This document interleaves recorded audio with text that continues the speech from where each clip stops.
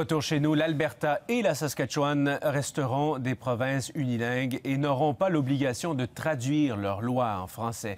En tout cas, c'est ce qu'a tranché la Cour suprême ce matin en rejetant l'appel de deux franco-albertains, Lubloin. Il s'agit de Gilles Caron et Pierre Boutet, qui tous deux contestaient des contraventions rédigées en anglais uniquement.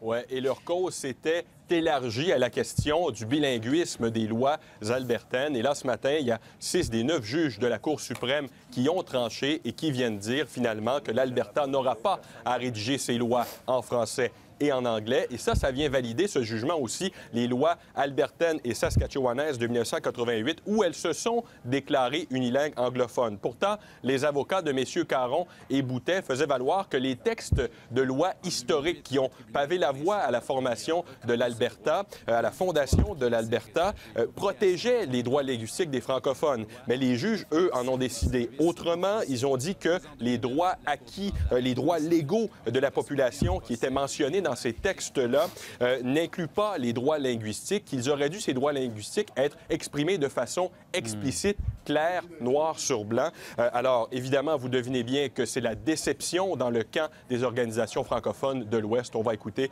une porte-parole qui en témoigne bien. Bien, je mentirais si je ne disais pas que je suis très déçue quand même.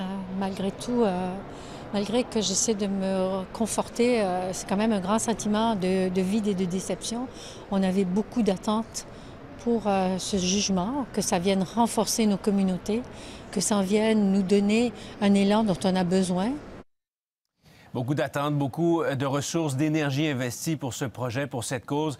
C'est un coup dur, c'est sûr, pour ces communautés francophones dans les deux provinces. Est-ce qu'il reste des options? L'un des avocats qui représentait M. Boutet et Caron a dit, écoutez, ils ont maintenant perdu l'option juridique pour faire valoir leurs droits, pour faire avancer leur cause, mais il dit quand même, il reste une solution politique à tout ça pour les organisations qui représentent les francophones. Écoutons M. Grandmont. On devrait lancer des négociations entre l'Alberta et la communauté pour déterminer quels sont les besoins actuels de la communauté et comment on pourrait y répondre dans un esprit d'ouverture, je l'espère.